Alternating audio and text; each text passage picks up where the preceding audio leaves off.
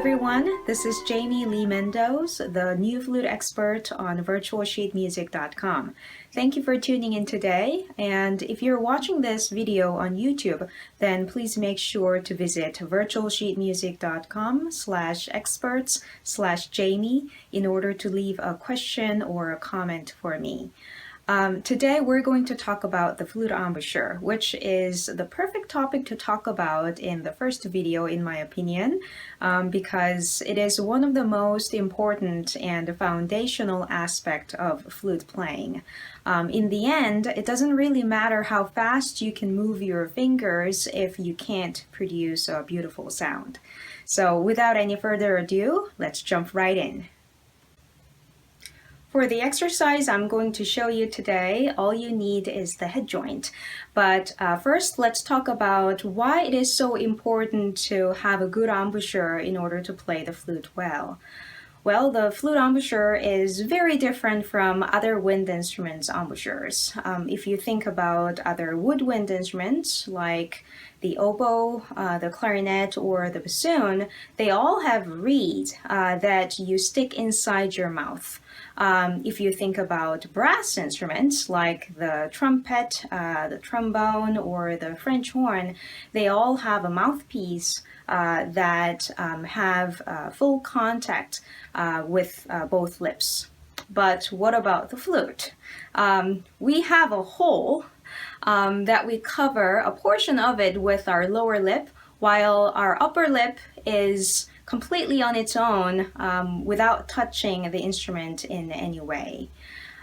So this is why it is so important to be able to manipulate the muscles around your mouth and make a good embouchure for each note. Yes, it seems like we have extra work to do as a flute player, but that's what makes this instrument so special and unique, and you are playing that special instrument, so you should be proud of it. So I zoomed in a little bit in order to show you this action a little bit more clearly, so don't be alarmed. So the first thing to do is to stick your lower lip out and frown. Yeah, to me it kind of looks like a frog or a toad, but anyhow, so this is the default mouth shape you want to make. I'm sure you can already tell the flute embouchure is not very pretty looking, and you're right, it is not the most attractive looking thing. But if you think about all the flute legends like Marcel Moïse, William Bennett, James Galway, all these people have deep wrinkles coming down from nose to the edges of their mouths. And that's just very naturally occurring wrinkles from being a flutist. So let's proudly embrace those wrinkles. So once again, stick your lower lip out and frown. Yeah. So from here, we're going to put the head joint right on the lower lip. You can cover the hole here with your palm like so, or you can just leave it open. I personally like to cover because that brings the pitch down, and that's easier on my ears. So I just cover it this way and make the embouchure. And then blow right across. This is not, we're not at the good embouchure yet. This is just the first step to take. So,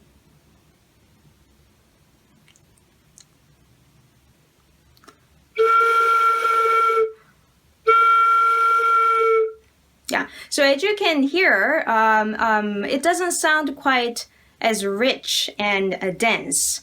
This is just the default setting. And from here, what you want to do is put a little more pressure around this area. Yeah, so that you can send more air down into the tube, not so much out across. So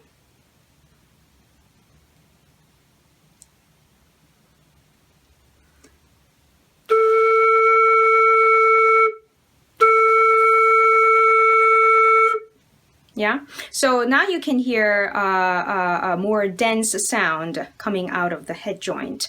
Now, if you can make this sound, then now you have a good embouchure. This can be quite tricky, especially for beginners, but that's just because you don't have strong enough muscles around here yet. So if you keep working on it, then you will get it one day. If you have a teacher or somebody who can watch your embouchure while you practice, that would be great. If you don't have anybody around you, then a mirror can be your best friend. So you can compare my embouchure with yours so that you can see in the mirror. So let me show you one more time without the head joint.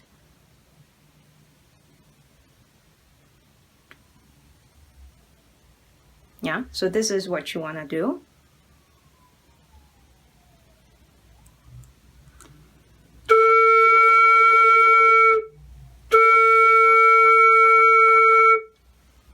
Yeah, so once you're secure with that, then try going higher. So it's a leap. So in order to do that, you want to stick your lower lip out a little more, and then you want to put even more pressure here. So let me show you first.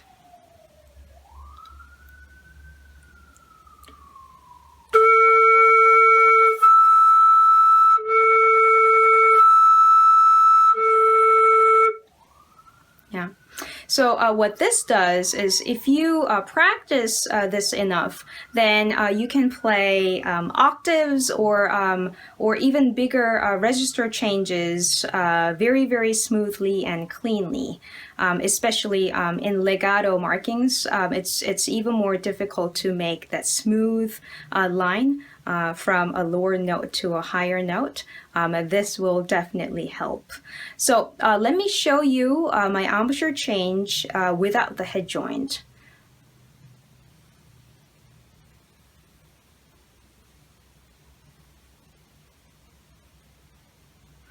Yeah, so as you can see, my lower lip comes out slightly more, and then I put even more pressure here. The reason why we need more pressure here is because without that, the air will just go across somewhere in the room, in the hall, and that's not the result we want, right? We want the air to go straight into the tube. So one more time, let me show you.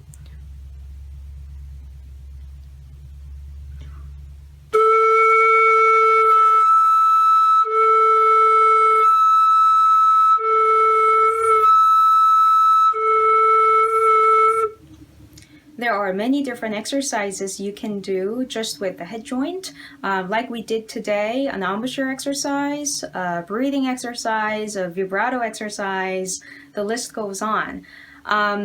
This is not the most popular and common way to learn the flute in the United States, but this was and still is a very prevalent method in Europe.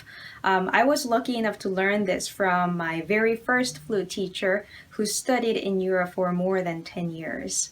In fact, these head joint exercises were the only thing I did for quite a long time until I was allowed to touch the rest of the flute. This just goes to show how important this stuff is, right? Well, thank you again for tuning in today. And if you have any questions or a particular piece or a topic that you would like me to cover in a video, then leave a comment on virtualsheetmusic.com, not on YouTube because I won't be able to see them. If you would like to learn more about me, then you can visit my website, mrsflute.com, and connect with me there as well. Well, I hope you have a wonderful day, and I will see you next time.